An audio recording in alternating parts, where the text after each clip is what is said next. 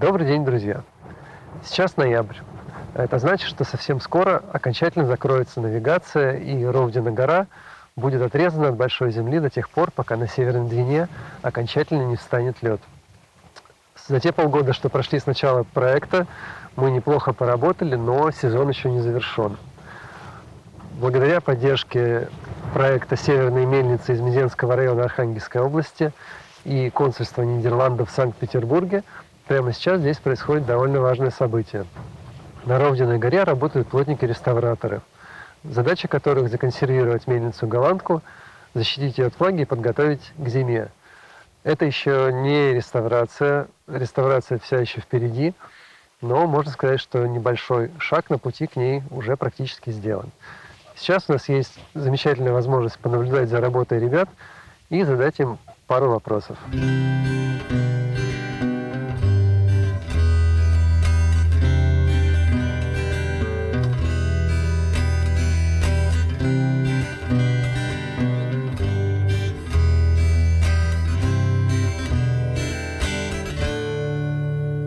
Здравствуйте, меня зовут Евгений, я плотник-реставратор. Я люблю музыку разную, но больше мне нравится рок и, наверное, такие бардовские либо народные песни. Бывает, мы поем хором, но с теми людьми, кто тоже любит напевать и кто знает тексты тех песен, в общем-то, которые хочется петь сейчас. Бывает, что я сам подбираю людей, да, из тех плотников, в общем-то, которые у нас в фирме работают. И у нас, в общем-то, команда энтузиастов, команда неравнодушных, которые делают общее и, главное, что любимое дело, поэтому это не так сложно.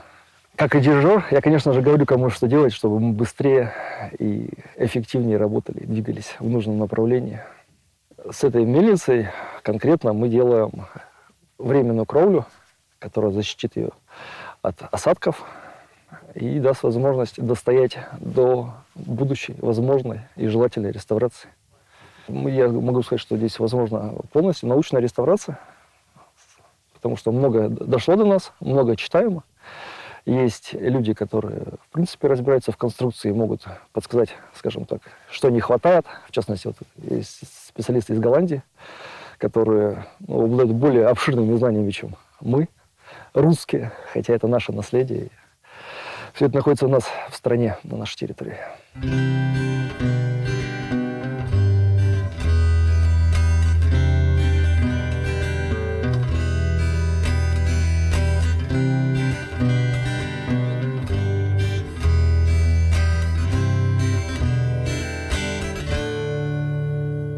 Привет, меня зовут Артем, я плотник-реставратор. Каждый новый объект – это что-то новое. Ты как бы исследуешь, это как наука, такая очень интересная. То есть не бывает ни одного похожего объекта нету. То есть когда-то мы строили церкви, а вот мы приехали делать мельницы. И мельницы мы никогда не делали. И то есть тебе нужно понять, какое-то понимание, какое-то расследование, исследование провести, наверное, что-то типа того. Идеальный плотник-реставратор, я думаю, что у каждого свое должно быть. Не может быть всех похожих людей, не может быть, во-первых, одного и того же мнения, и это на самом деле очень большой плюс, потому что ты можешь взглянуть с одной стороны, со своей, да, увидеть, что эту конструкцию, например, надо сделать так, да, а другой человек тебе подойдет и скажет, а если сделать так, и ты либо соглашаешься с ним, либо вы это мнение как-то абсорбируете и делаете какой-то функционал уже вместе. Вот. А насчет идеальных черт я не могу сказать. У нас все очень разные, на самом деле. Все пришли из разных даже сфер, вот, из очень разных просто. И какое-то это дело, какое-то желание, на самом деле, сохранять и работать, созидать, наверное, вот это все. Оно нас, наверное, объединяет.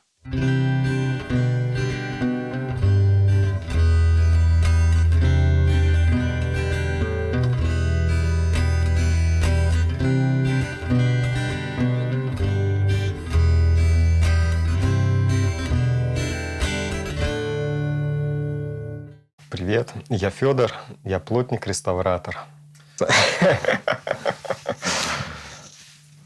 Я всегда любил работать с деревом, всегда с детства ходил в кружок резьбы по дереву. Я хотел поступать на краснодеревщика, и потом как-то мне не срослось. В общем, стал я менеджером-культурологом. но как бы деревянного дела не оставляло, как хобби, оно все равно так или иначе присутствовало. Ну и всегда я смотрел в сторону деревянного зодчества. Не сказать, что все это просто дается.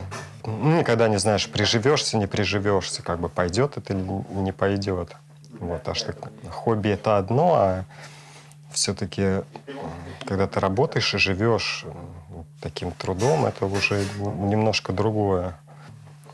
Ну, первое знакомство с объектом, вот, на котором тебе предстоит провести немало времени.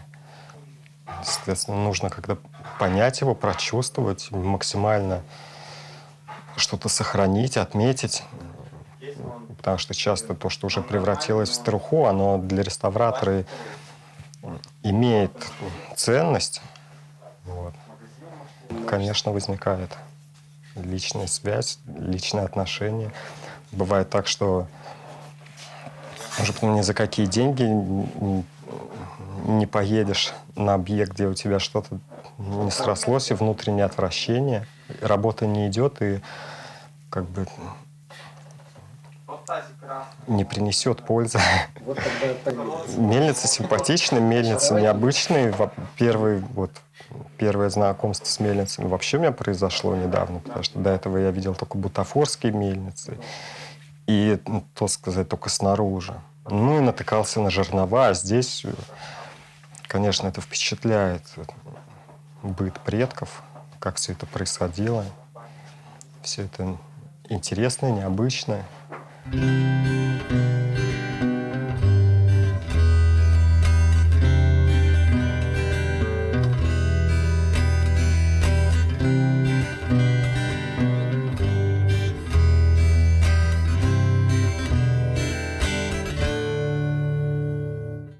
Привет, меня зовут Алексей, я плотник-реставратор.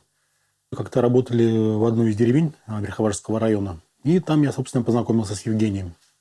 Вот так я очутился в реставрации. Не, ну мне-то и так было все понятно, еще заранее, раньше еще. Да, сам родом я из Северодвинска, но больше 30 лет уже живу в Москве. Русский север и тот же самый юг. Я просто знаю юг хорошо, тоже Саратовская область. Знаю, какие там дома, какие там деревни. Ну, соответственно, знаю, какие они на севере, в Архангельской области то же самое. Да даже в Вологодской области не надо далеко ходить. То есть, доезжаешь в Вологодскую область ближе, к югу. Все. Архитектура пошла уже другая. Но здесь климат сам по себе, он диктует просто условия. Здесь по-другому просто никак нельзя. Здесь каждый дом на севере – это автономия. Для плотника-реставратора мельница представляет какой-то особый интерес, особую изюминку? Конечно, конечно. Несомненно, конечно. Конечно, вот даже вот в какую компанию не приди, которая занимается рубкой, да, например, ну, банально, да, то есть они представления об этом не имеют, что такое мельница. Просто не имеют.